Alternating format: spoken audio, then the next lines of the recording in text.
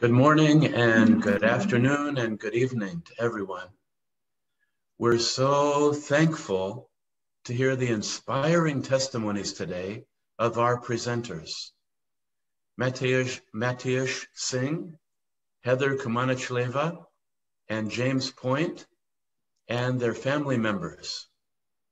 These are national leaders whom the Lord has sent as missionaries to other nations.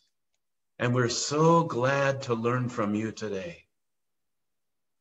As I prayed for this forum, the word of James 1:12 came to my mind. It says, "Blessed is the one who perseveres under trial, because having stood the test, that person will receive the crown of life that the Lord has promised to those who love him." This is one of the verses that the late Dr. Samuel Lee repeated often during the early days of Chicago UBF ministry. Those days were a time of persecution. Some student leaders were forcibly taken away from our community by anti-Christians who deceived their parents. And major news networks in Chicago ran negative reports about UBF ministry.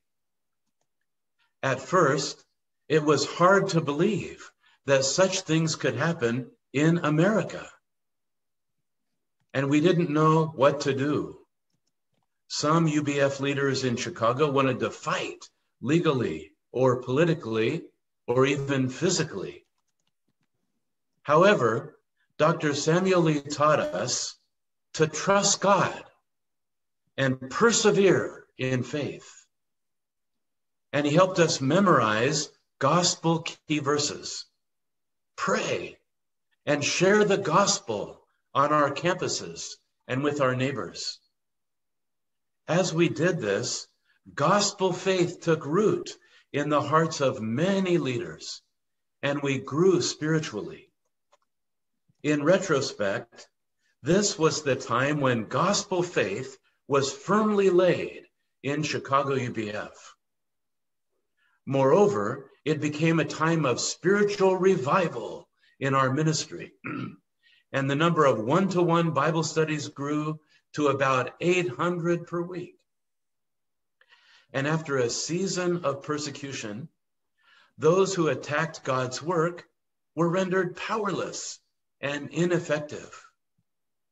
It was a glimpse of the final victory we have in Jesus. To be sure, our lives of mission are accompanied by many hardships.